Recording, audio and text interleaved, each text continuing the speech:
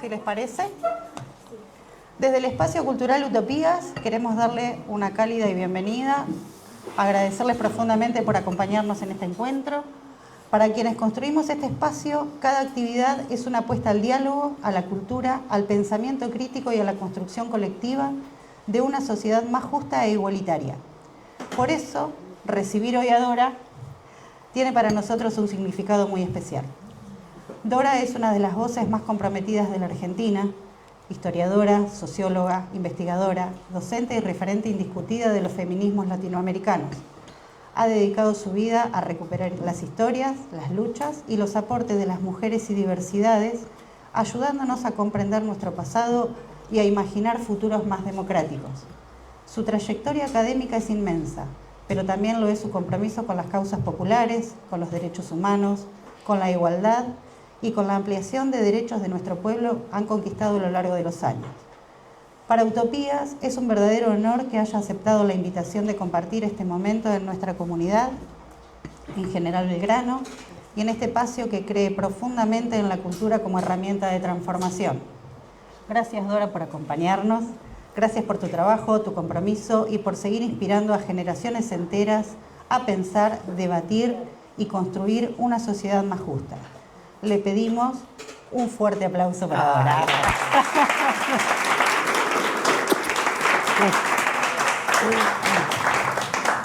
Bueno, muy buenas tardes, noches.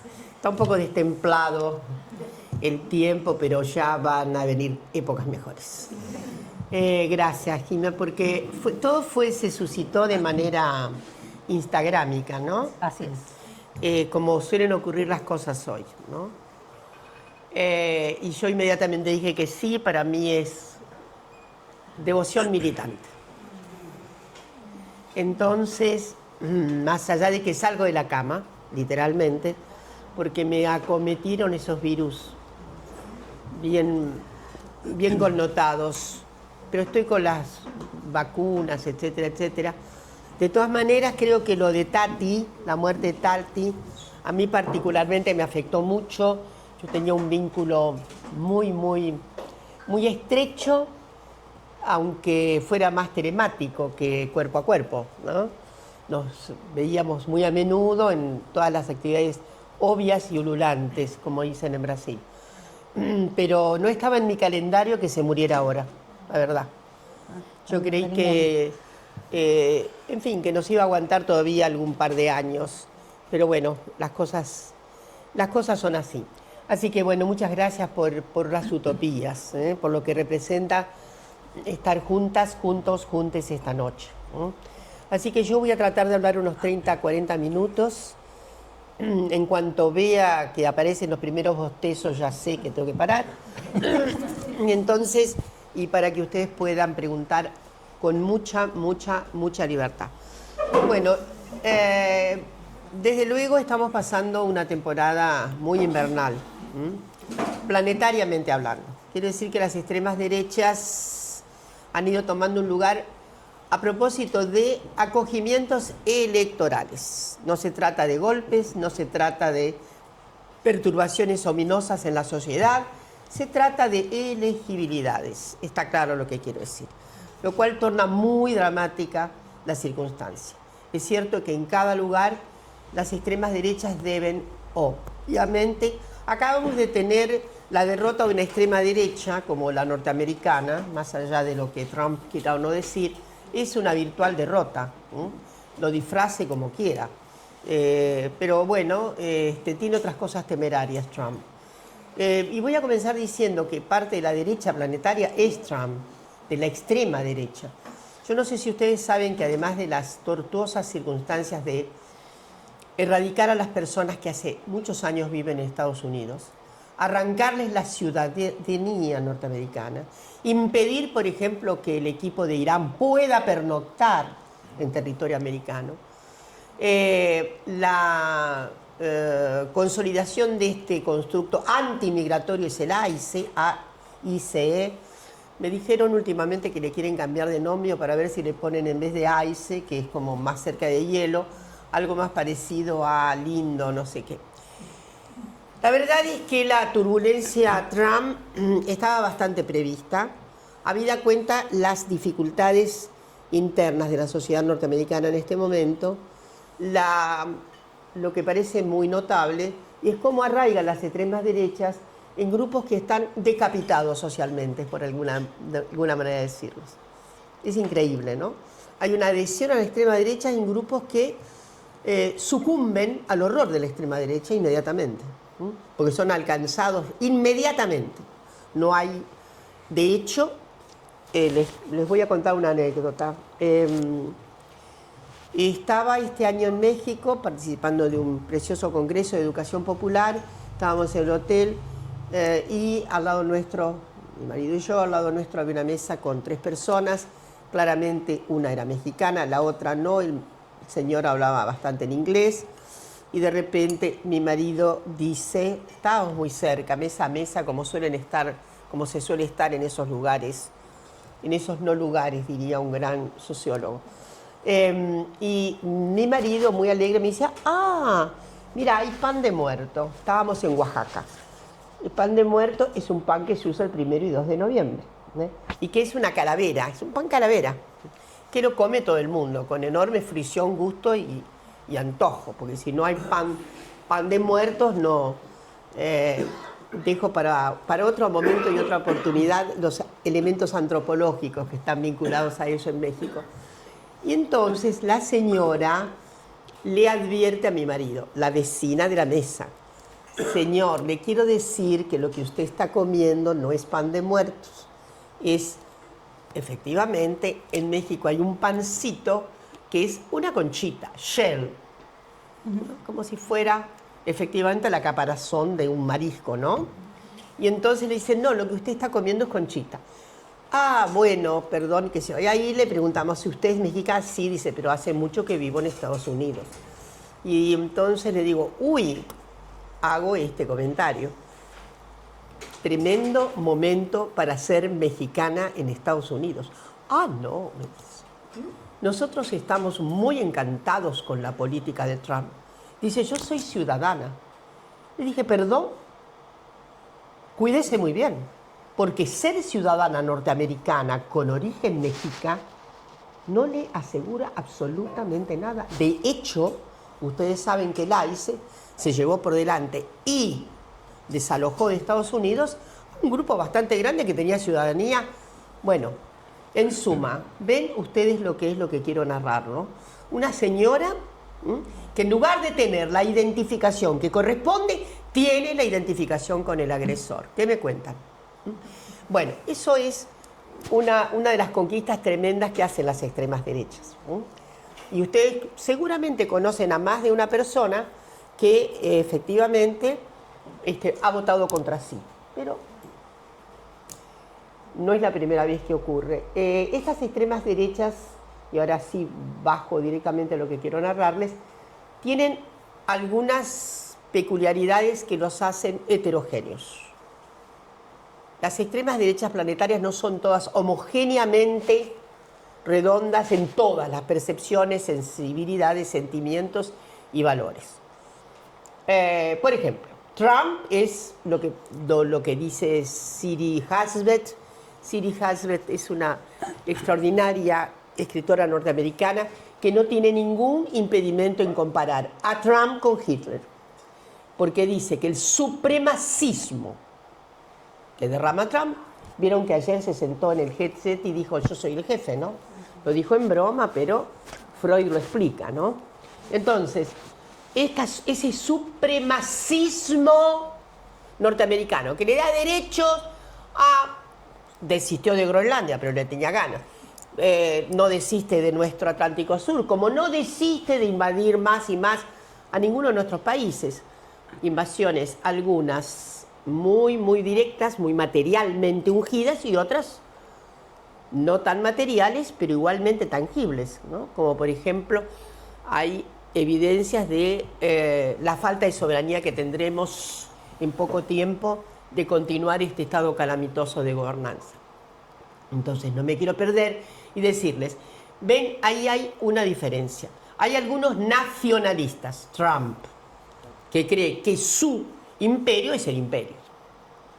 Entonces lo que abona es un sentimiento hiper norteamericano, que por supuesto, como dice Siri Husband, le da mucho valor a aquellos pobres seres que no son nada, pero el supremacismo que levanta Trump invita a la idea de qué fuerte que soy yo, y soy un triste orejón del tarro. ¿Está claro lo que...?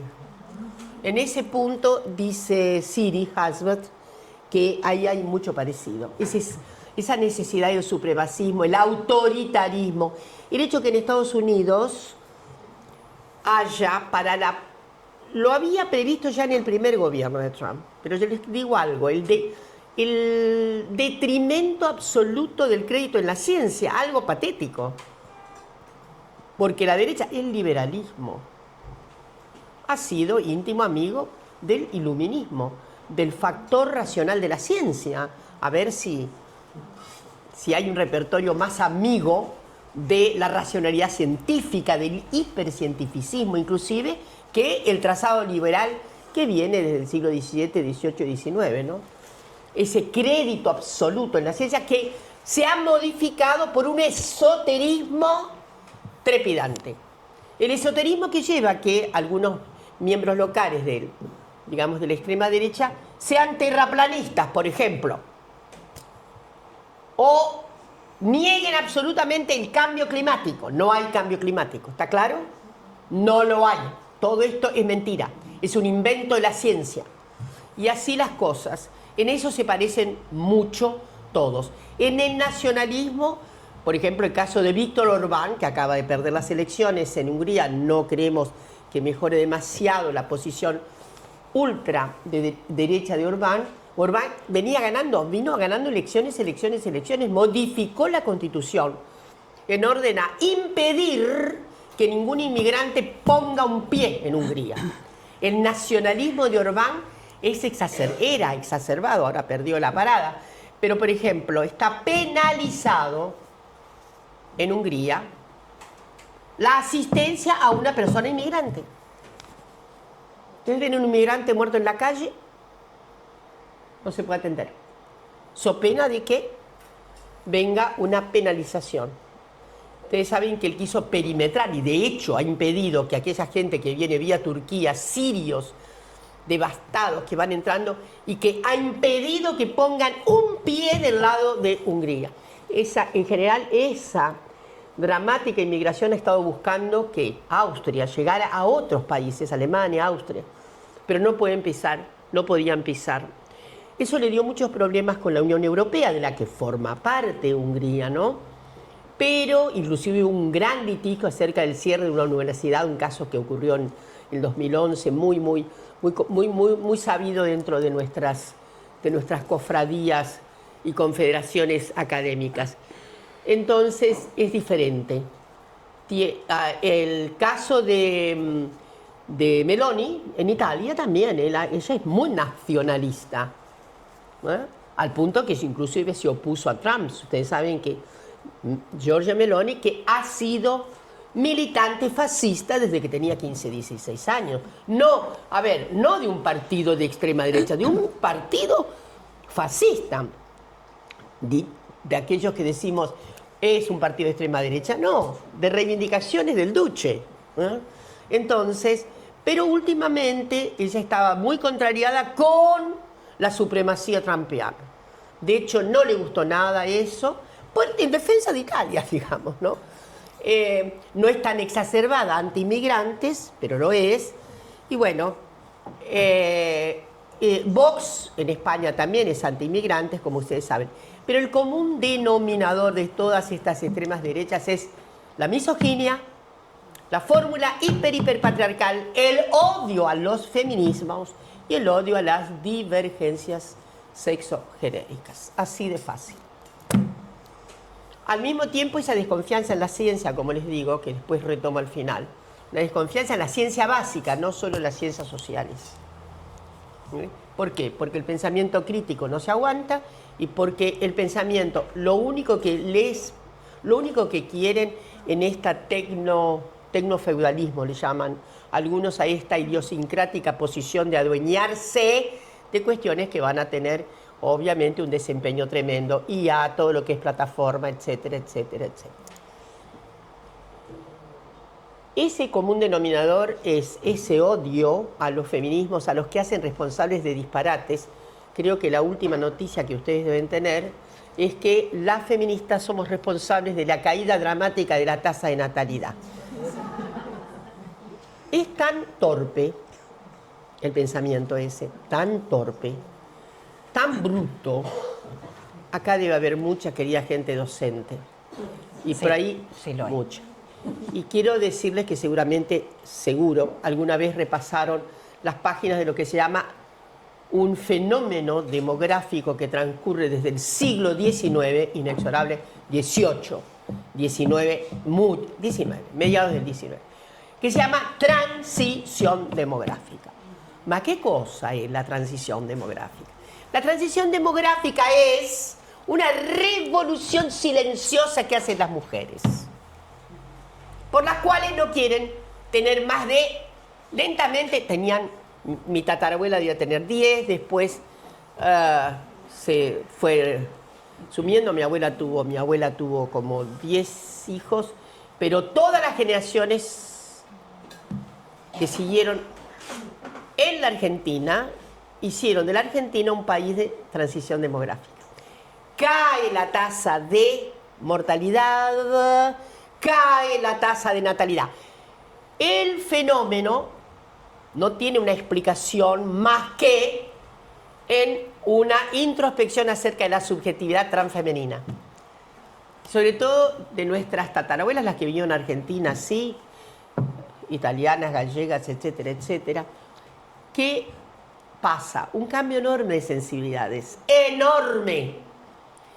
Llegar a la Argentina, digo esto porque esto es un fenómeno que ha traído sobre todo la inmigración ultramarina a nuestro país, y debe saberse eso, tiene una experiencia, quiere tener una experiencia de vida más próspera,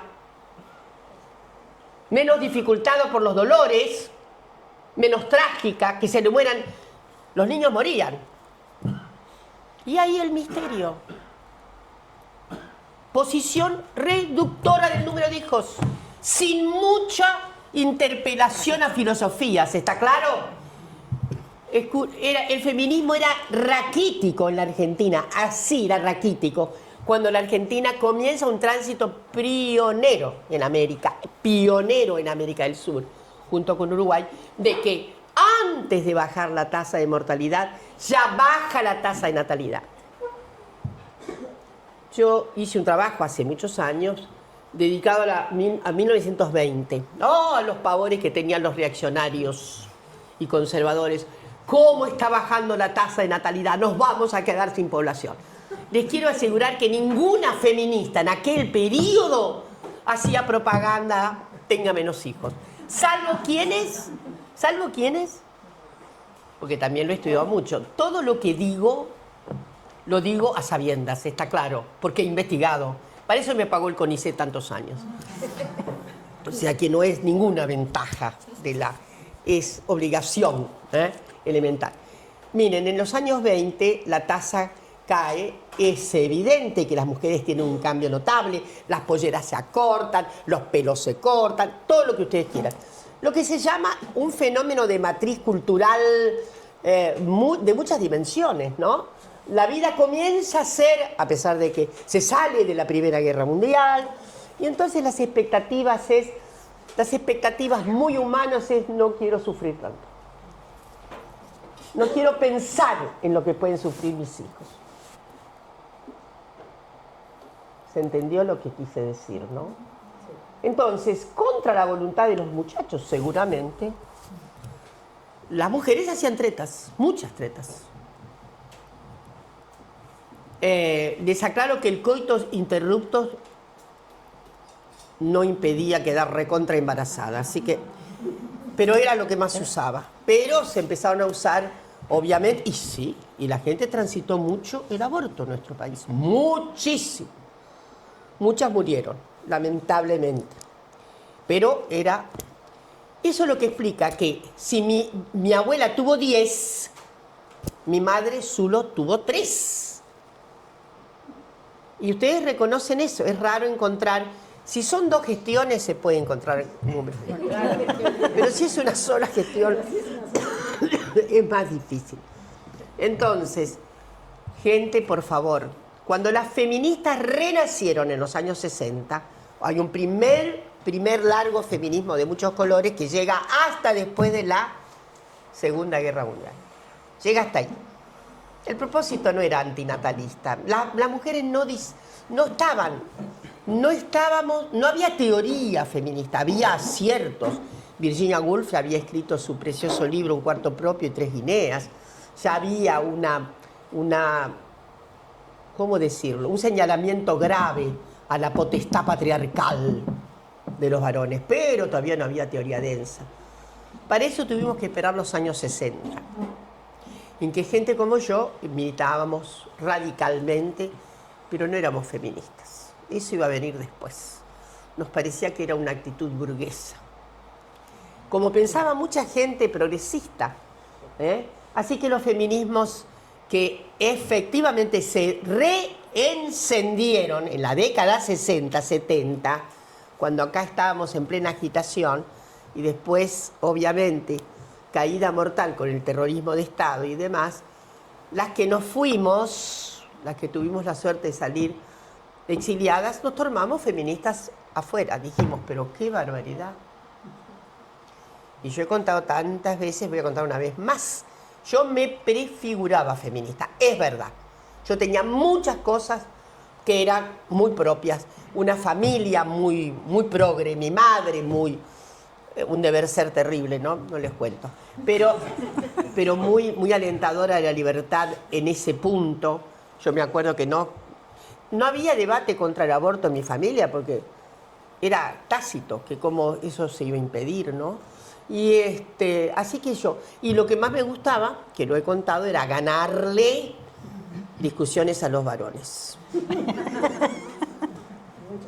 Muchas discusiones. Y además, como era una niña aplicada, de esas que les encanta a las docentes,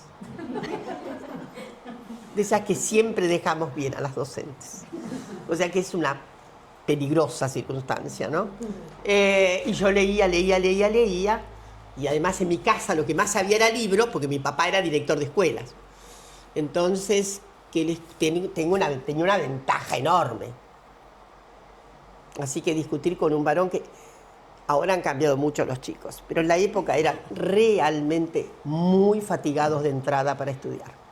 Se fatigaban fácilmente. En cambio, el deber ser de una niña aplicada, era lo sábelo todo. Y si no, vaya a leer, ¿no? Una cosa así. Entonces, dicho esto, que no es tan chiste, porque es verdad, yo los agarraba muy distraídos a los varones, esta es la verdad. Entonces, discutir a fondo, todavía me encanta ganar discusiones, ¿A quién no? ¿A quién no? Después cuento otras anécdotas, pero vamos para las cosas serias. Entonces, lo que les quiero decir es que las feministas no tienen nada que ver con el empeño contranatalista, que sí, cuando vino la revolución feminista de los años 60, fue una eclosión enorme, con un cambio total del paradigma feminista, muy cambiado, cambio total. Se cambió todo. Primero, hubo teoría feminista. 2, hubo una apreciación considerable, el cuerpo es mío. 3, fundamental, toda la violencia debida al patriarcado. Un examen agudo de lo que era el patriarcado, muy agudo. Y el patriarcado, entonces sabemos, a propósito de todo lo que ha sido esclarecido, que es un invento de la humanidad que no tiene, cuando mucho, puede llegar a tener 10.000 años. En nada. ¿Saben por qué? Porque Homo sapiens sapiens debe tener 30, 40.000 años. Y la desventura de que un grupo humano dice, yo soy la supremacía, contra otro grupo humano sexogenéricamente diferente, es un invento tremendo de la primera desigualdad humana. Antes de cualquier otra desigualdad existe esa desigualdad. ¿Saben por qué? Porque la vida clánica, que era muy tremenda y que tenía la posibilidad de energúmenas luchas internas y con otros clanes, resolvió muy lentamente un invento extraordinario. Vamos a poner en paz, este lote de mujeres se va con ustedes y ustedes nos mandan un lote a nosotros. Lo digo así, pero es más o menos lo que ocurrió. Entonces empieza una situación no conocida antes. Esa fase se llama Neolítico Superior. Neolítico Superior. El patriarcado se extendió por todo el mundo. El Neolítico se vive de manera diferente. No todas las comunidades primitivas viven en el mismo periodo del Neolítico. Por eso hablamos de 8, entre no más de 5.000 años. Hay que ver ahí. Entonces, y ahí retomo. ¿Qué quiere decir? Que el feminismo emerge en las condiciones de imposibilidad de, sobre todo con las grandes revoluciones, la post-cromwelliana, Inglaterra en el siglo XVI, en el XVII, perdón, y la gran revolución francesa, que parece que va a dar una gran equiparación a todos los seres humanos. Pero no fue así. No fue así. La gloriosa revolución francesa, que inventa los derechos individuales, que inventa la división de los poderes, que inventa la vida republicana, que inventa inclusive las naciones jurídicamente no arbitrarias, deniega los derechos a las mujeres. Hubo 2 constituciones de la Asamblea Francesa, la última es 1793, y hay hasta los más progresistas, salvo Condorcet, que lo era, y algún grupo pequeño, pero no tiene voz suficiente para que la Asamblea impida la felonía de dejar afuera de la ciudadanía a las mujeres. ¿Está claro? Y ahí se inventan las cosas que se inventan acerca de las mujeres, que éramos una segunda condición humana, que éramos un manojo de emociones y que solo servíamos, o sobre todo, nuestra unción era parir, cuidar, cuidar, parir, parir, cuidar, cuidar, parir. Ahí el gran repertorio. Y obviamente una conversión de sentidos total. Se hace por amor, por entrega, por abnegación absoluta. Se traen las pantuflas del tipo por amor. ¿Está claro? Siempre amor. Entonces, lo digo así, pero ha habido muchos dolores. Y las mujeres que eran excluidas, 1804, Código Civil Napoleónico, las mujeres, voy a recordarlo por las dudas, porque cuando nos preguntan, ¿pero por qué? ¿Por qué? Bueno, 1804 se inventa una de las fórmulas de codificación más extraordinariamente exitosas, porque llega a todos nuestros países. Había otros códigos, y todos decían lo mismo. 1804. La mujer casada no puede estudiar, ni comerciar, ni trabajar, ni producir sin el consentimiento del marido. Está clarísimo lo que es el patriarcado. Lo dice el Código Civil, no es que lo dice... todavía no había emergido. Había voces profeministas, pero para mi gusto, sí, tenemos una serie de mujeres, inclusive en la Revolución Francesa, Olympe de Gouges, que pronunció la primera declaración de los derechos de ciudadana de la mujer y que fue muerta en los días del terror, Mary Wollstonecraft. Tenemos voces aisladas y hay una discusión, porque las feministas discutimos muchísimo, discutimos nuestras propias tesis, teorías, siempre está en... Y bueno, hay algunas queridas colegas que hablan mucho de los feminismos a lo largo de los tiempos. Y bueno, para mí feminismo quiere decir movimiento social. No se gana nada con que una señora diga, ay, me voy a liberar de este inútil. Pero es una voz. Para que haya feminismo tiene que haber una concurrencia, como digo, de 3 a 4. ¿Está claro lo que quiero decir? Eso es movimiento feminista. Si no tenemos voces inaugurales, voces que prefiguran, voces que alientan. Ha habido una gran destacada, gran organizadora de las trabajadoras y los trabajadores, Flora Tristán. Flora Tristán es una de esas mujeres impactantes, porque además habla del sometimiento de las mujeres, habla con claridad, no es que Flora Tristán era una franco-peruana, su padre era peruano y demás, una vida maravillosa la de Flora Tristán. Y ahora sí bajo al presente y digo, bueno, ese primer feminismo llega hasta la Segunda Guerra Mundial. 3 cuestiones fundamentales pedían las tatarabuelas, abuelas y demás. No estaba en consideración, de ninguna manera se discutía el maternaje, ¿está claro? Por las dudas. Estaba en discusión. Igualdad civil, igualdad política, el mismo derecho a votar que un varón, igualdad educativa. Y después, algunos detalles, algunas feministas con unos detalles más. Por ejemplo, un detalle notable que cruza casi todos los feminismos, sobre todo desde la Primera Guerra hasta que termina, petición de que el Estado reconozca el maternaje. Fíjense ustedes, pedían que el Estado reconociera la condición de maternidad. ¿A través de qué? De las asignaciones familiares. Así se llamó así. ¿Quiénes la recibieron? Los muchachos. Los muchachos recibieron las asignaciones familiares. Pero la petición de la feminista, los recuerdo a esto porque mucha gente ignora que fueron las feministas las que solicitaron que se reconociera tamaña contribución, dar hijos. ¿Está? O sea que estaba muy lejos de lo que podrían ser las únicas criaturas femeninas, acompañadas por muchos varones, que se empeñaron muy tempranamente en que tenía que haber maternidad consciente, de que no era sino más tener cualquier número de hijos, que era una barbaridad, y sobre todo el proletariado enfermo, con tuberculosis, ¿cómo iba a tener? Había una cuestión eugenésica en el medio. ¿Quiénes eran?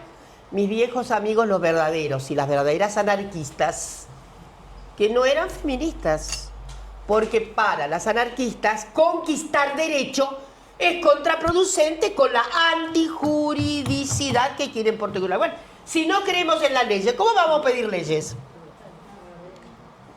¿Se entiende bien por qué las anarquistas pueden ser extraordinariamente contrafeministas en todo su feminismo? Con todo su feminismo. Pero son las primeras que dicen, paren de tener tantos hijos, es una barbaridad, y muchos varones. Bueno, yo también trabajé esa cuestión, cómo eran las técnicas anticonceptivas propiciadas en los años 20, ¿no? Era de aplicación local, como me explicó una maravillosa anarquista que era sombrerera. Yo la pude visitar, tenía como 90 años cuando la visité en Bahía Blanca, y ella me explicó cómo era la cuestión de, se ponía en una bandejilla que era 1 centímetro por 1 centímetro, se hacía con quinina, que era espermaticida.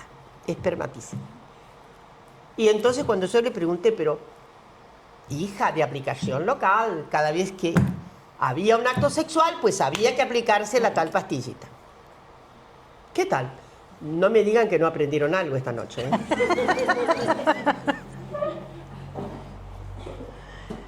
Y había revistas. Martí Ibáñez en España tenía toda una revista dedicada a la maternidad consciente. Así que, y las feministas no estaban de acuerdo con eso. Menos las socialdemócratas. Las socialdemócratas son nuestras queridas hermanas las socialistas, que además había un encuadramiento que tenía mucho que ver con las tesis del propio Marx. Marx sostiene que cada modo de producción, en este caso el capitalismo, produce su modo de reproducción.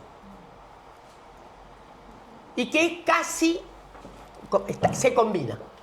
Que el modo de producción capitalista iba a llevar una lenta, No, para los anarquistas, qué modo de producción ni nada. Era la subjetividad lo que determinaba. No íbamos a esperar que la estructura cambiara para cambiar los sentimientos, las sensibilidades, el deseo que teníamos de, o no de tener hijos, ¿no? Entonces hay una divergencia muy grande, como ustedes ven, muy grande. De modo que lo que las anarquistas propiciaban en los años 20 y 30, sí. Las feministas de los años 60 propusieron otros cálculos extraordinarios acerca del derecho al cuerpo. Pero está embutido dentro del derecho al cuerpo, del derecho a la soberanía del cuerpo. Hay un trabajo que yo leí que a mí me sirvió mucho para el pasaje al feminismo, que se llama Nuestros cuerpos, nuestras vidas, de los años 70, el grupo de Boston, que en realidad es una serie de fotografías maravillosas que tiene que ver con cuerpos femeninos y que en realidad era una alerta, ese grupo alertaba sobre el cuerpo y las posibilidades de injurias médicas. ¿Está? Pero es un gran libro testimonial. En fin, ¿qué les quiero decir? Esos feminismos fueron de todos colores. Sin duda, históricamente, en la Argentina pesaron las socialistas. En Uruguay, más las liberales. En Brasil, más las liberales.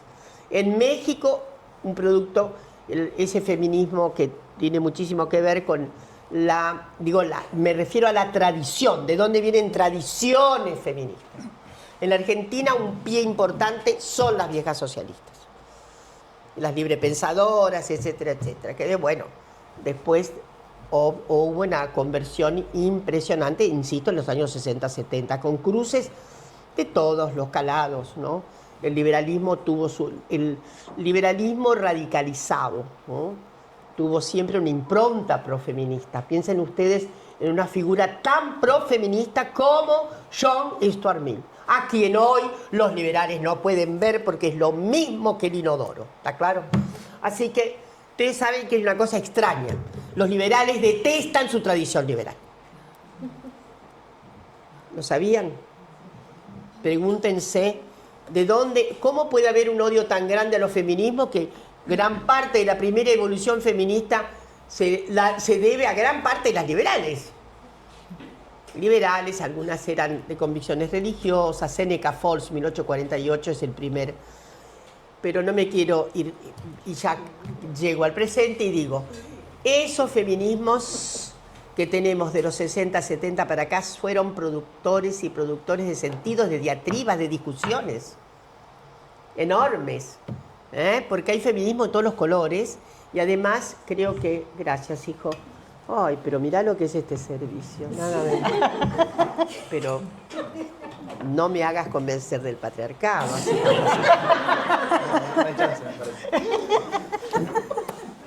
Entonces yo les quiero contar algo. Hay sí, algo que a mí me gusta decir, y es, que no les conté, la idea de que las mujeres tuvieron mucho poder antes del patriarcado. Mentira. Las mujeres, la línea de significación, escuchen bien, antes de la tremenda conmoción patriarcal, la línea de identidad clánica, tribal, la producía la madre. ¿Por qué? Piensen ustedes, ¿por qué nuestras viejas grupos antecesores Homo sapiens sapiens ya, ¿no? Después les cuento otros cuentos tremendos que hay ahora extraordinarios, sobre todo para terminar con los racismos. Ustedes saben que eran varios grupos hominídeos, varios, de los cuales resultamos ganadores sapiens sapiens, por una serie de contingencias que nos permitieron aumentar inteligencia y sobre todo enorme plasticidad, ¿no? Para, yo diría, sortear las dificultades. La humanidad ha venido sorteando dificultades. Se convirtió en Homo sapiens sapiens, ¿qué? Sorteando dificultades, ¿no?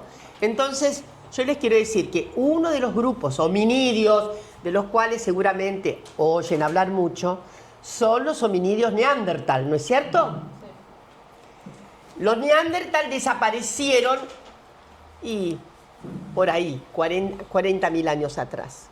Hay un trabajo bellísimo que se ha publicado recientemente en una gran revista científica, en Science, excelente trabajo, que muestra muchos grupos de investigación a que no saben qué.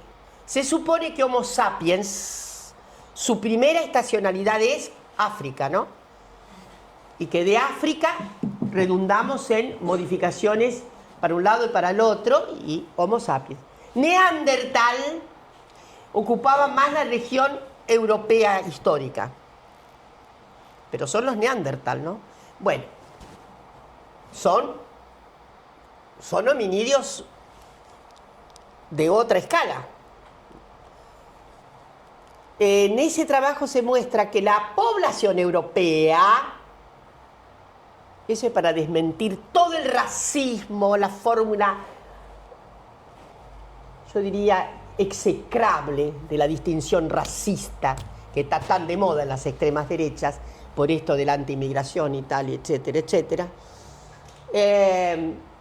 Esos trabajos muestran que la población europea tiene 5% neandertal en el ADN. En cambio, Homo sapiens sapiens, la población originaria africana, casi no tiene neandertal. ¿Qué me cuentan? Por eso ahora me río mucho, porque cuando yo veo jugar a africanos en estos días de juego forzado que tenemos, yo que no soy ilustrada, ni mucho menos, ni quiero ser, pero bueno, me parece admirable que haya 11 personas colectivamente jugando con otras 11. Me parece formidable. Y hay cosas hasta que digo, pero qué hazañosa es esta. No sé nada de nada. Pero me doy cuenta de si juegan bonito o no. Eso sí, es elemental. Si me aburro, digo, esto no sirve, pero nada más. Y me da risa porque los otros días estuvieron frente a frente. ¿Qué eran? Eran Países Bajos con un grupo. Y yo decía, le va a ganar Homo sapiens sapiens a los neandertales. Cuando veo un tipo muy grande, no eran grandotes los neandertales tampoco, es una imagen también torpe, pero se extinguieron. Y se supone que se extinguieron porque eran menos población. Ojo, tenían relaciones sexuales con Homo sapiens, ¿eh? Sí. Ahora, nosotros tenemos de todo un poco, les aclaro, ¿no? Además de pueblo originario, que parece que nuestros pueblos originarios no tienen cruce con Neandertal. ¿Está claro? Por las dudas. Así que cuando quieran discutir racialmente, digan, vos sos Neandertal. Y otra cosa. Y la verdad, que nos vengan a decir cuál es superior. Si todos tenemos... Además, eso sí, es un trabajo de 8 años atrás, 9, muy importante, que se hizo sobre, yo creo que 1000 personas.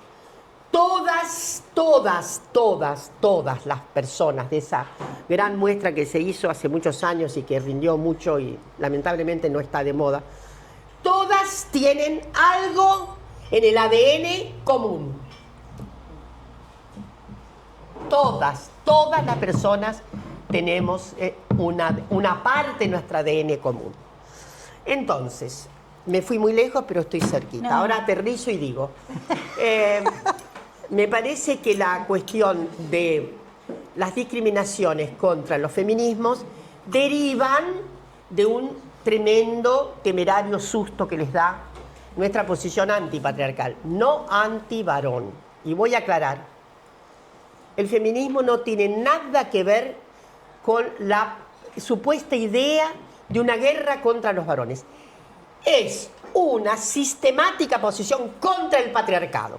Y el patriarcado puede estar investido en cuerpos femeninos. ¿Se entiende lo que quiero decir?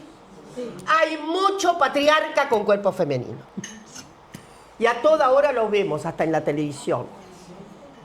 Entonces, lo que sí sugiero fuertemente, para ir cerrando, es que la guerra sistemática que ahora pretenden las extremas derechas contra los feminismos es contra la amenaza de extinguir al patriarcado.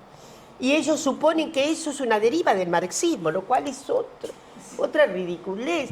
Porque hay que decirle, mira, vos tenés mucho más hábitat común liberal en el inicio que marxismo. Porque las socialdemócratas se fueron, ¿cómo diré? fueron siendo alcanzadas. De hecho, claro, la socialdemocracia fue el primer partido en Europa que proclamó el derecho al voto de las mujeres. 1893, famoso Congreso de Erfurt. Y nuestro Partido Socialista, que es de 1896, tenía en su programa máximo el voto de las mujeres. Ahora, el voto de las mujeres se conquistó recién en el 47, gracias, obviamente, a una virada extraordinaria de nuestra sociedad, en la que yo les voy a decir, a esas alturas más o menos todo el mundo estaba convencido del voto femenino, pero había que ponerlo. Y ahí Evita, que yo creo que siempre estuvo convencida de que tenía que ser muy vigilante porque en cualquier momento la podían traicionar, estos muchachos, todos muchachos en el Congreso, ¿se imaginan? Ella pidió especialmente que el voto fuera tratado cuando ella volviera de su viaje a Europa. Le pidió a Colón, que era el jefe, presidente y además, que no trataran porque ella quería de cerca supervisar la cuestión. Así que lo obtuvimos en septiembre del 47. Había otros países que tuvieron antes que nosotros el voto, de manera calificada, como en el caso de Ecuador, que fue el primero que tuvo, pero era calificado, era un voto calificado, solo podían votar las mujeres que tuvieran educación formal, que fueran alfabetizadas, por ejemplo. Bueno, entonces, quiero ir cerrando porque quiero muchas preguntas de ustedes. Yo estoy convencida que hay una paranoia muy perversa al mismo tiempo, porque es una paranoia que está ligada a otras cosas muchísimo más graves que solamente la destemplada hostilidad contra los feminismos. Lo que dijo el presidente en Davos, todos los homosexuales son pedófilos. Un espanto. Un espanto. Un espanto que en realidad esta forma casi de excremento tiene que ver muchísimo con algo escabroso. Las extremas derechas tienen muchos homosexuales, homofóbicos. ¿Entienden bien? Homosexuales que persiguen homosexuales. El jefe de las camisas negras, que finalmente lo asesinaron, era un homosexual que perseguía a los homosexuales y desde luego los mandaba a los campos.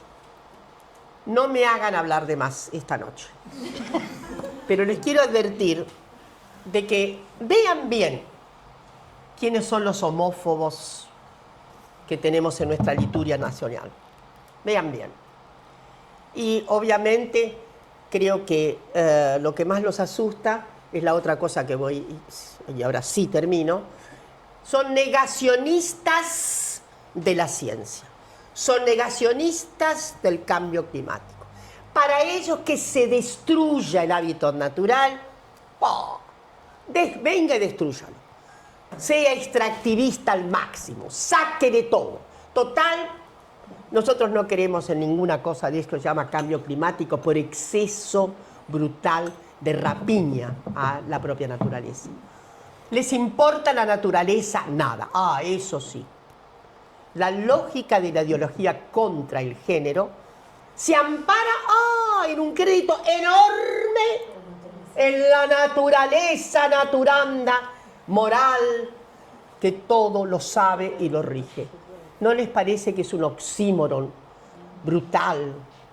O sea, niegan todo lo natural, pero en esta materia la naturaleza es inquebrantable, se es varón o se es mujer, y nada de género en el medio que interrumpe moralmente la moralidad de esta muchachada. Bueno, no solo de la muchachada, digo la muchachada con todos los géneros habidos y por haber en esta circunstancia tan autoritaria que estamos viviendo. Entonces, lo que creo es que es fundamental revisar críticamente todo lo que pensamos. Algunas cosas de detalle, como parecen ser el feminismo, son fundamentales. El feminismo no es cosa de mujeres, es cosa de la dignidad humana, las equivalencias humanas. Quiere decir que parte de la recuperación, parte estructural de la justicia social como elemento constitutivo de lo que vamos a reponer del 27 en adelante, se asienta sobre la justicia de género.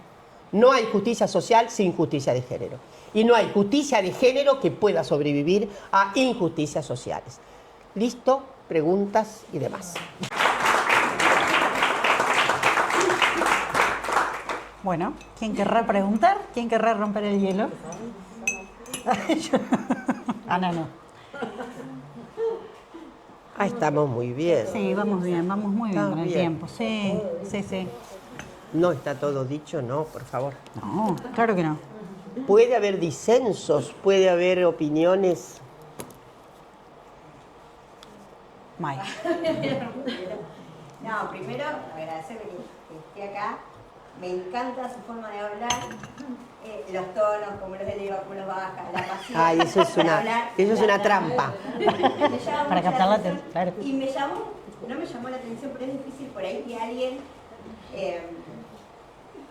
que tiene así como tanta convicción con el feminismo diga, que aparte coincido totalmente, que el patriarcado también forma parte de la mujer, que el patriarcado a veces se esconde en cuerpos femeninos, y es cierto porque la mayoría de las veces generalmente hace más daño comentarios de parte de mujeres hacia otras mujeres que no tanto de los hombres. Yo creo que hoy los hombres, no todos, pero se ha avanzado en como una deconstrucción, y las mujeres por ahí algunos seguimos sin desconstruirnos de eso. Entonces, nada, coincido muchísimo con eso, y fue como una frase que me resonó porque no es normal que la escuchemos, pero como que suena. El patriarcado tiene su mayor éxito no en la hegemonía obvia que está en todo y cualquier lugar. Su éxito mayor es el inculcamiento en algunas figuras femeninas. Eso es su éxito. Mujeres misóginas, mujeres no empáticas, mujeres no sororas, mujeres que efectivamente, que en realidad establecen el canon patriarcal. ¿Está claro? Y eso es, yo creo que unas cuestiones más execrables. Que un varón sea un patriarca, bueno, se la cree, ¿no? Pero que una mujer se cría el investimiento patriarcal que deriva es una nota horrenda, ¿no? Como lo que empezás diciendo de la derecha, que va a ser perjudicado como su fanático, ¿no? El que primero va a perjudicar defiende a la derecha, el ejemplo que diste de esta mexicana. De la mexicana.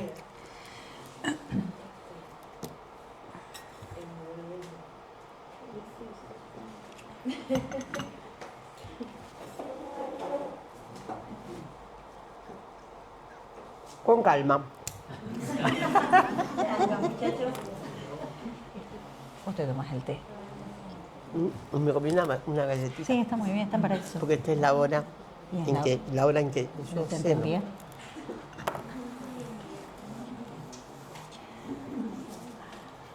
Somos muy pudorosos en el pueblo, ¿viste? A los pueblos y en todo lugar. Sí, sí, sí. Da como cierto pudor. ¿Ha quedado claro lo de Neandertal y Homo sapiens sapiens? Sí, ¿no? Sí. Me quedó pendiente la cuestión de cómo se definía en esos momentos o por qué era la primacía de las mujeres. Pero mirá vos. Dios en el Excelente, seguiste la... Ay, porque no la primacía, sino el linaje de la identidad, que no era primacía. Porque ser madre era un acto empírico incuestionable. Embarazo y parto.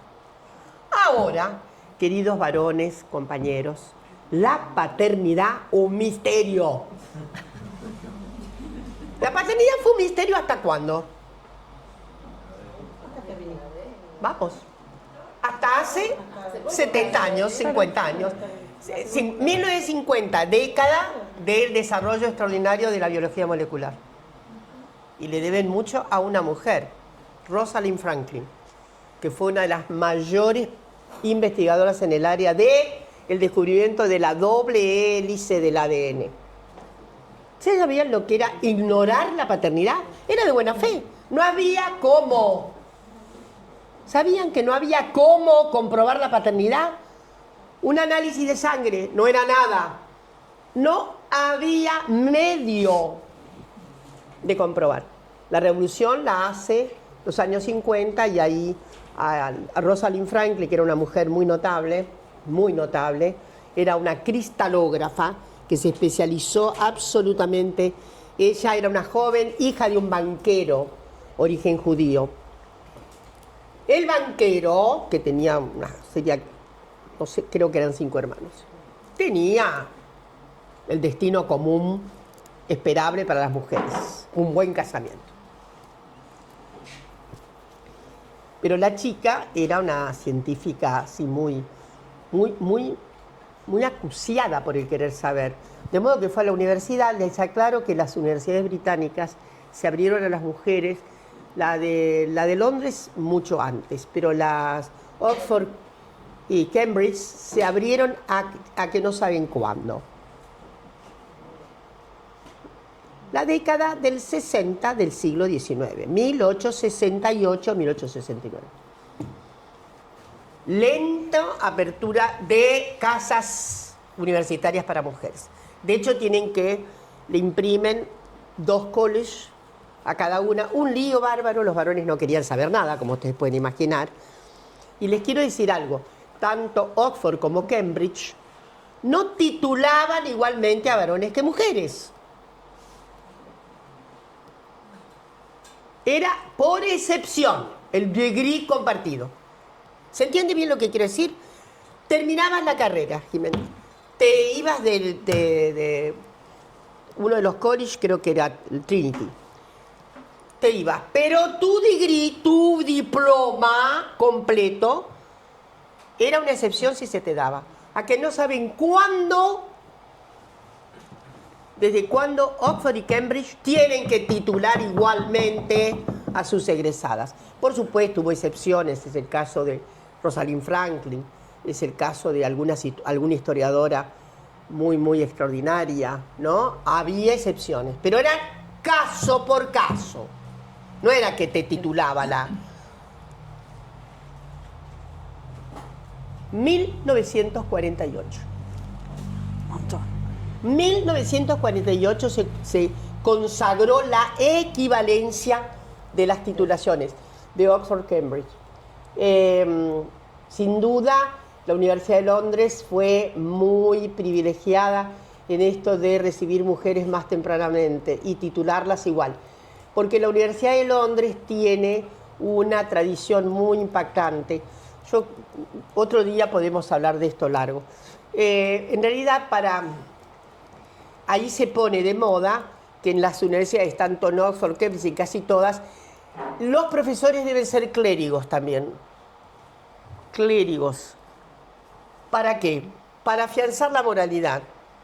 La ruptura de ser clérigo se produce con Tolkien, el autor del Señor de los Anillos, todos, que es uno de los primeros profesores que no es clérigo. De ahí, o sea que estamos de los 20 en adelante, se termina la tradición.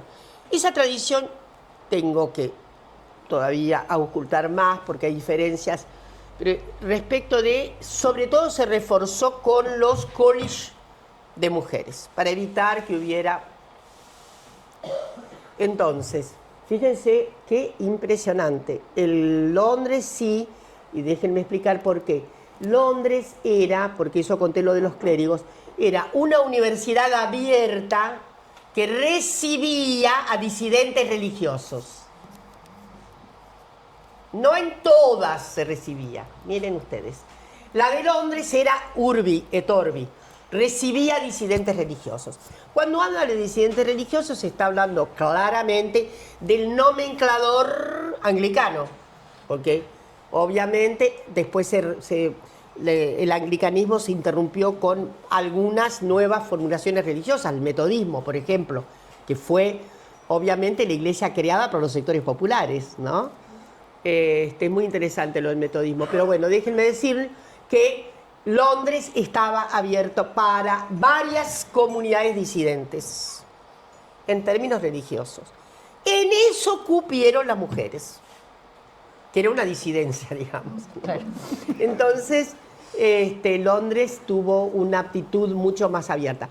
Lo que sabemos muy bien es que la segunda mitad del siglo XIX, ojo, en que se exacerba aún más la idea de que las mujeres sirven para determinadas cuestiones. Por eso, en realidad, las primeras egresadas planetarias, ¿de qué áreas son? Salud. Salud. Medicina, ¿por qué? Sucedánea de los cuidados abnegados de las mujeres.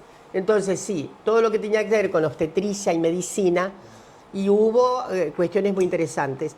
Por ejemplo, San Petersburgo tuvo una buena escuela de medicina que se abrió a las mujeres. Eran tan bochincheras las chicas, que tuvieron que cerrar la carrera. Vas a saber bochincheras en qué. Seguramente hacían bullying y qué sé yo, y las chicas contestaban a la altura. Y me imagino la cuota. Estamos hablando de un 4%, un 5% de mujeres. Y se cierra, y ahí viene un traslado muy interesante de muchas chicas de San Petersburgo para estudiar, ¿en dónde? En Zúrich, en Suiza. Suiza era mucho más abierta a las mujeres. Bueno, de hecho, nuestra primera egresada, Cecilia Grierson, finales de los 90, y es médica. Así que eso es más o menos. Y carreras que no eran para mujeres. No solamente... A ver, había un famoso profesor Clark, que yo siempre lo menciono, médico, metido muy a pedagogo, que recomendaba finales del siglo XIX, nada de inicio del siglo XIX, ayer nomás, que recomendaba expresamente que las chicas no fueran aceptadas en esas materias abstrusas, matemáticas, física, química. ¿Por qué? Porque había que cuidar la reproducción humana. Y si las chicas eran vocacionadas para esas disciplinas, había un peligro tremendo, estallarían sus ovarios.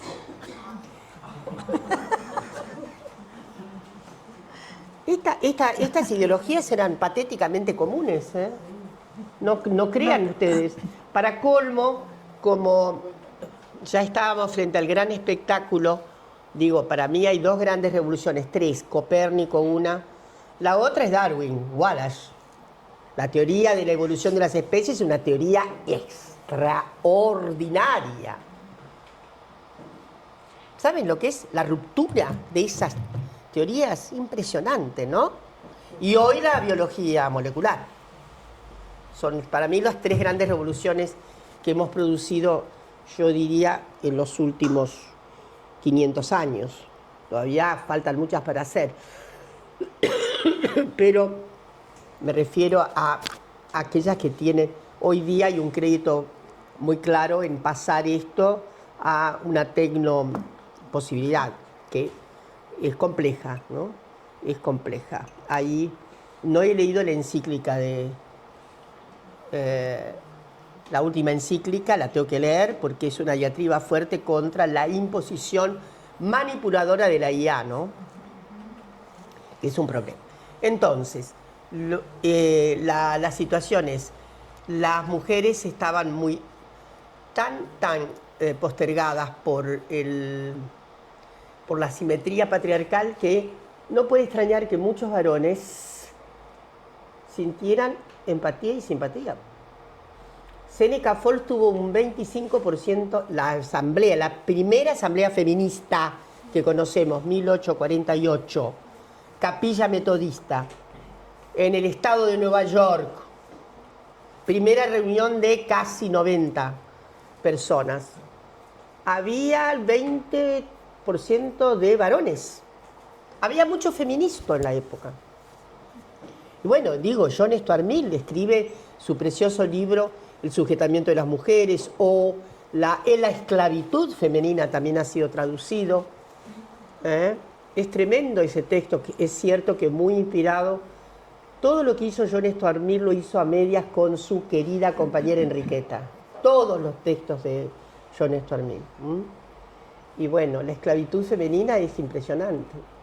Porque cuando aparece ese texto, que él en realidad lo iba publicando, John Stuart Mill va publicando notas en un periódico. Después junta todo eso y ya había terminado la saga de la esclavitud.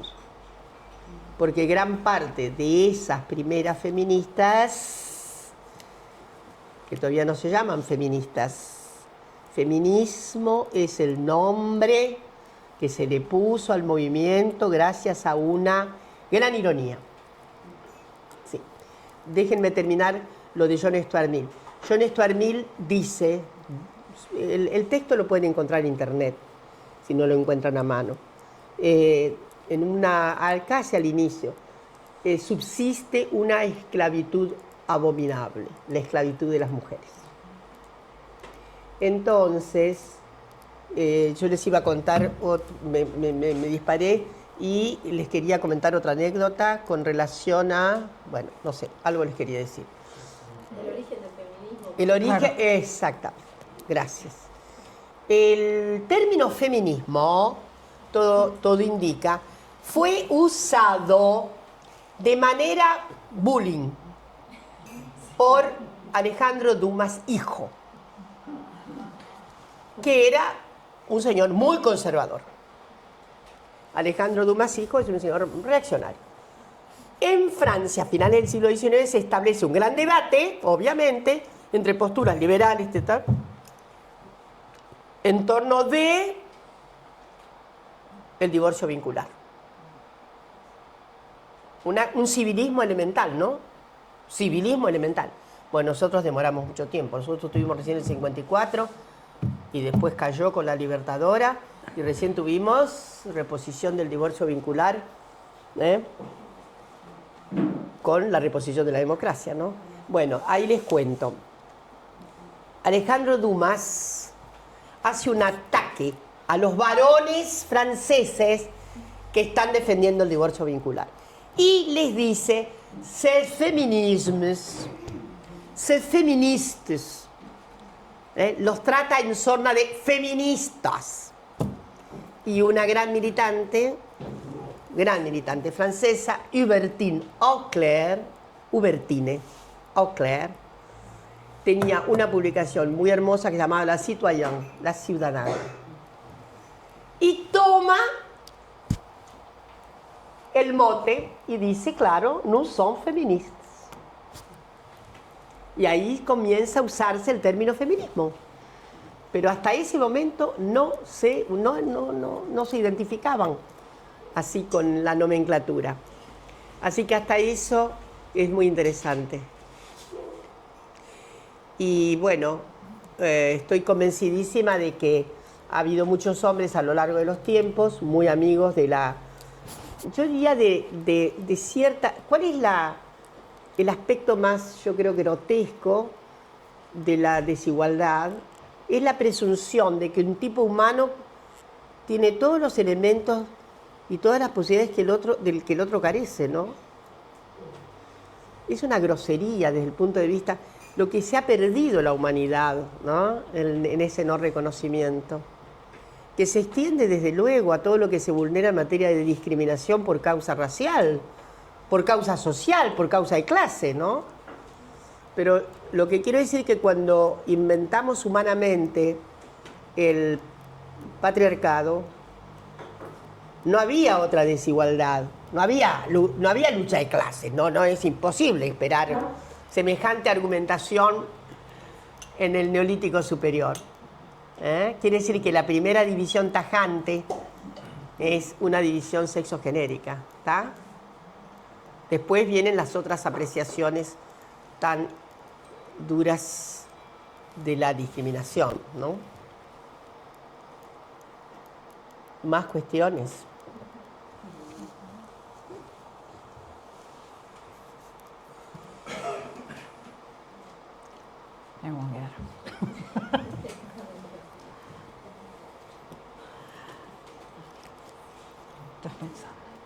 Piensen, piensen.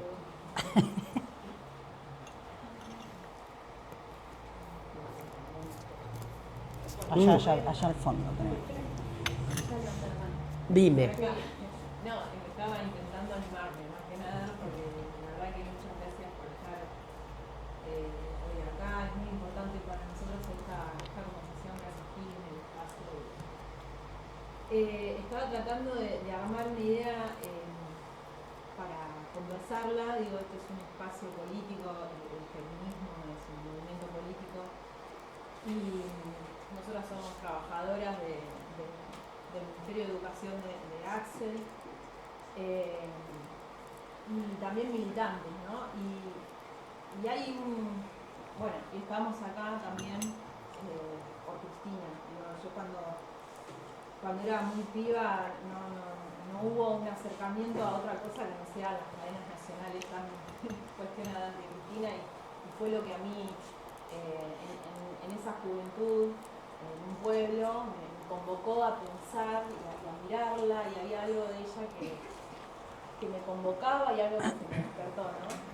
Y hoy, bueno, referente a política que está injustamente presa. Y ahí se me hace la idea del espacio de las mujeres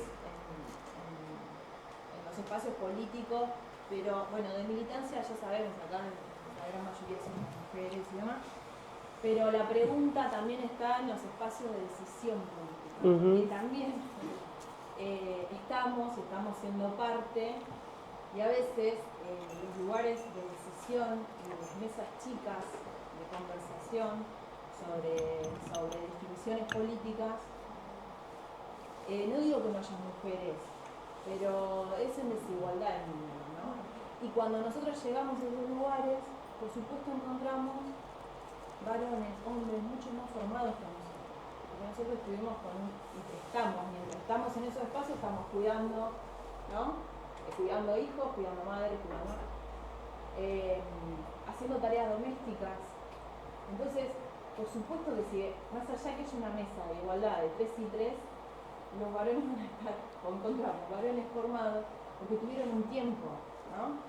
Un tiempo y un privilegio que por ahí nosotros no tuvimos por estar cumpliendo las tareas feminizadas. Entonces, bueno, esto que surgió del último 3 de junio, que era, bueno, algo que íbamos un poquito más allá en nuestras insignias, que es, bueno, que los varones conversen entre los varones, ¿no? ¿Y qué estamos proponiendo con eso? Si la conversación la planteamos desde nuestros tópicos, bueno, ¿tiene algún sentido? Le estamos pidiendo a los varones que se corran de los lugares de privilegio y de decisión política, ni más ni menos, para que consideren la participación nuestra.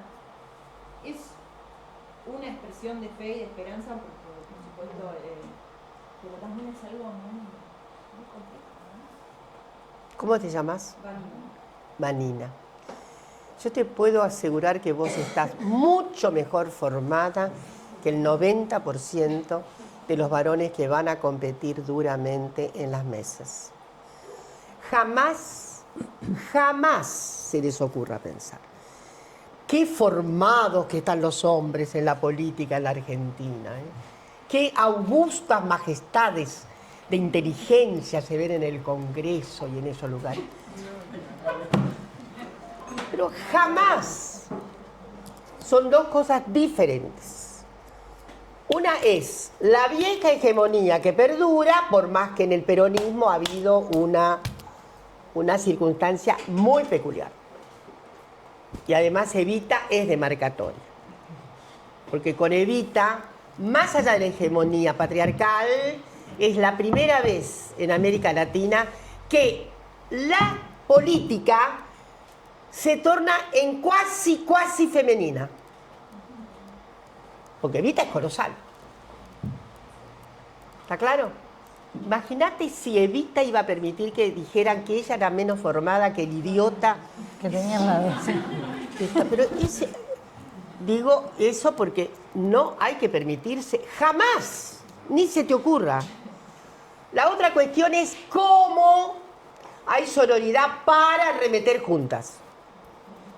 Hay que meterse, hay que discutir, ¿Qué es esto? Es imposible eso no se puede permitir. En el peronismo menos que en ningún lugar. Y pónganselo en la cabeza. Si ustedes dejan el lugar, pero seguro que viene uno de nuestros grandes chicos y ocupa el lugar.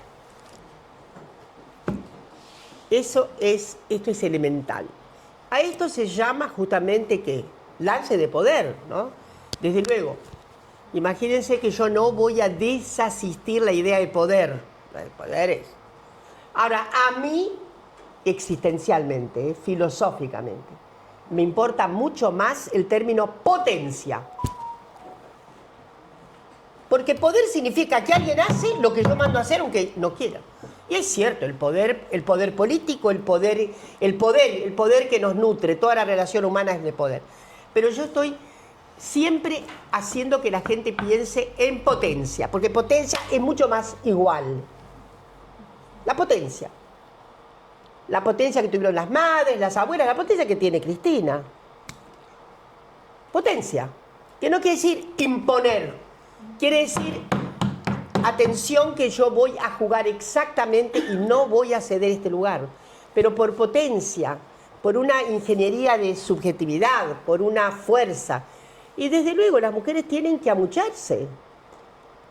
Y la otra cosa, sí, a mí me parece de tremenda importancia que los varones hagan cabildeos con varones.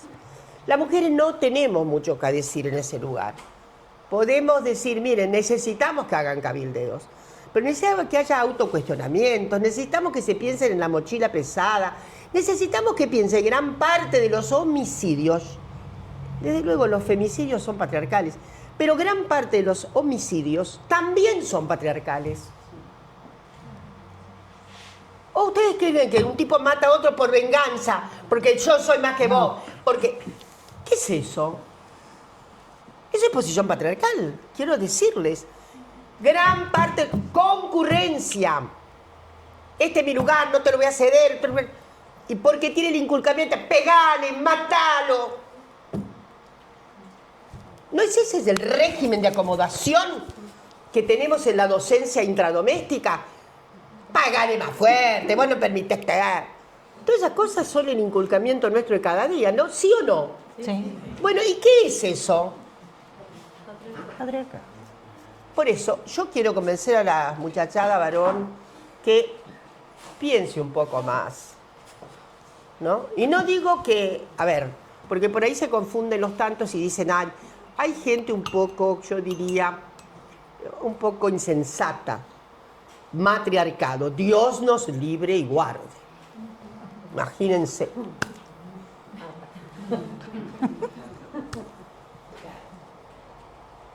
No es allí, ¿eh? Eso es un desastre simplemente. Porque no hay peor cosa que un investimiento de poder arrebatado porque quiero ser igual que el amo, ¿está claro? Saco al amo y yo me convierto en el amo, listo. Horrible, ¿eh? No es por ahí. Ahora, yo creo que la cuestión es esa conjunción. Además, en este momento hay posibilidades como nunca. Porque hay una desnutrición brutal desde el punto de vista de nutrición. Me refiero a decir, hay cóncavos que están vacíos. Hay gente que está desesperada, que hay que volver a animar, hay que volver a caracterizar qué es lo que está pasando. Yo no perdería mucho tiempo en decirle, ¿por qué hiciste esto? No vamos por ahí. Pero hay que decir esto, es un espanto. Y la verdad es que es de una crueldad siniestra. Arrojar a tantísima gente al estado de hambre. Hay gente que está pasando hambre, que llega el día 15, no tiene más para... No les estoy inventando nada que ustedes no conozcan acá. Clase media. ¿Compra los remedios o compra alimento? Digo, las personas de mi calzatura de edad. En suma, pero yo soy una optimista irredenta. Yo no tengo redención en mi apuesta a la condición humana. ¿Está claro? Yo ustedes saben que siempre hago un cálculo estratégico con mi subjetividad que dice, No me vengan con pesimismos preventivos. El pesimismo preventivo es el del túmulo. Vamos al cementerio, bueno.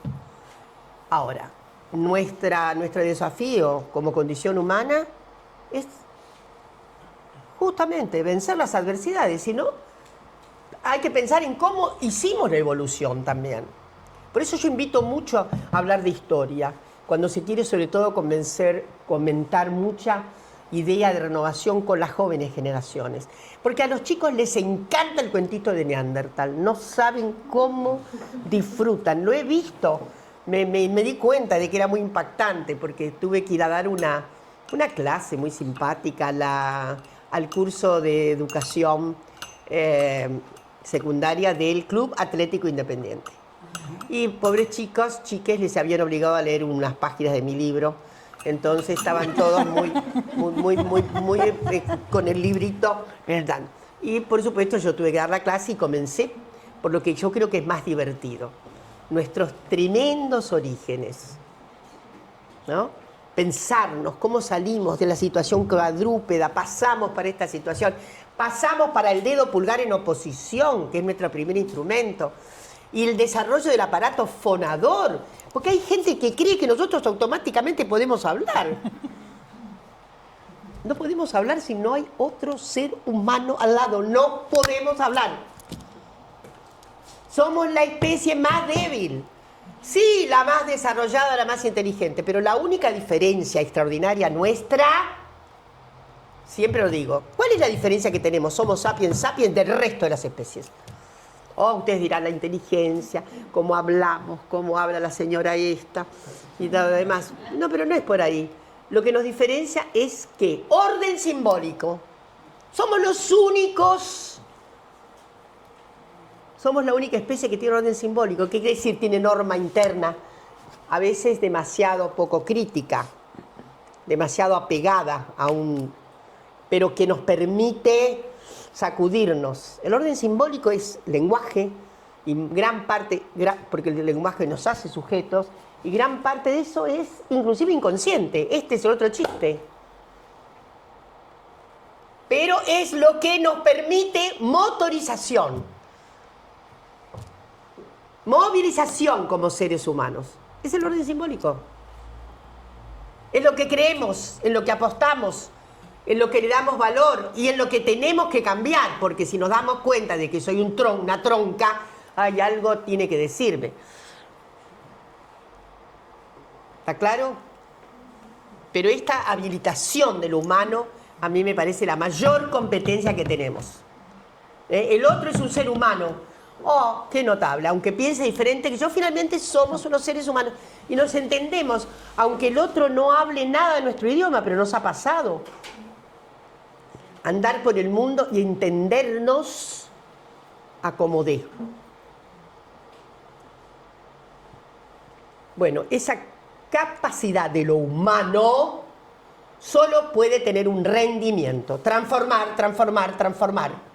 Luchar, luchar, luchar. Transformar, transformar, transformar. No acomodarnos. Y no pensar, esto fue siempre de la misma manera, va a seguir así. Yo creo que esa es la peor condición de imposibilidad que tenemos. Es, bueno, las cosas son siempre así, siempre. Hay que sacudir esa modorra que tiene alguna subjetividad. Y por ahí no distraerse tanto en cómo nos fue mal en el matrimonio anterior, sino qué hacemos para que efectivamente... Y además reponer el sentido común de expresiones, reponerlas. ¿Cómo que lo mancomunal? ¿Cómo que la solidaridad es un delito? Es una barbaridad. ¿Cómo que la justicia social es un delito? Y hay que salir con todo, a discutir así, así, así. Nada de medias tintas. Nada de medias tintas. Yo vivo discutiendo y creo que con eso cerramos, ¿no? ¿Está bien? ¿Cómo? Bueno, yo vivo discutiendo el estúpido concepto de superávit fiscal. Pero es un estúpido concepto, por favor. Si hay superávit fiscal, quiere decir que no hay escuela, no hay salud, no hay nada. No hay atención a los viejos, no hay nada. Los otros días hasta un economista recontraliberal lo dijo. Cuando alguien me dice que hay superávit fiscal, yo ya sé cómo van las cosas. Y no le tengo miedo a discutirle a esta gente que es superávit fiscal, que es mentira. Mentira total y absoluta. Están llenos de deudas. Están en deuda con la salud, están en deuda con el Garrahan, están en deuda con los jubilados, están en deuda con la universidad, están en deuda con toda la vida. ¿Qué es eso? Ah, sí. En el cementerio hay puro superávit fiscal. No hay otra cosa más holgada que el superávit fiscal en un cementerio. Entonces hay que atreverse a decir estas cosas, porque resulta que viene una aplanadora, como dijo un querido compañero, un señor despeinado con una motosierra en la mano, y la gente quedó así impactada por la bizarría. Mucho más triste que Neandertal, les aseguro. Mucho más triste. Así que bueno, lo que quiero decir que hay que animarse a romper las cofradías. Y además porque está reconocidamente, como los otros días a propósito del 3 de junio dijeron, ¿cuál es el movimiento más abigarrado de la Argentina en este momento? ¿Cuál es el movimiento? Díganmelo. Las mujeres. ¿Cuál es el movimiento que verdaderamente, de todas las características, incluido aquellas que no son feministas, no me importa a mí que no se digan feministas, eso es lo de menos, son subversivas, son feministas. ¿Está claro? Bueno, creo que ya estamos, ¿no? Bueno, dale. Aplauso grande. Gracias. Porque ya no, porque me empieza...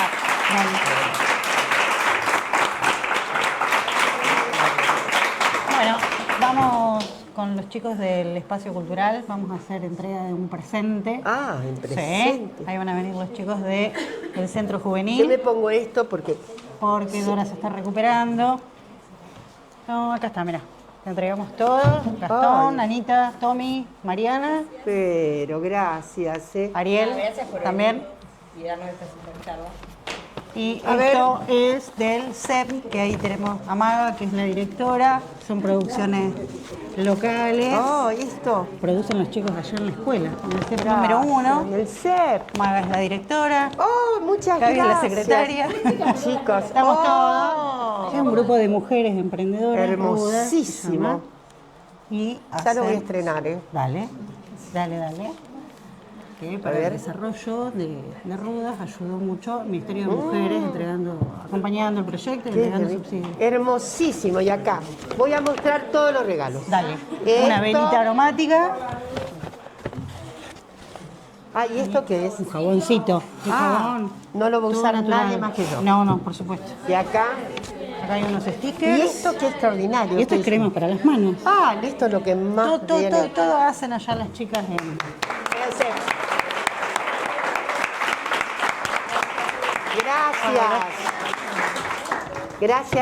Gracias. Ha sido hermoso para mí, no sé para ustedes, pero como no los vi bostezar, no les vi bostezar, me quedo más tranquila. ¿tá? No. Bueno, gracias. Gracias, Dora. Y hasta todas las luchas. Por A mí me supuesto. encanta decir insubordinación y coraje, ¿está claro? Y esto vale para las mujeres, para los varones, para todas las diversidades sexogenéricas. Gracias, Dora. ¿Está? Bueno, gracias. Un aplauso.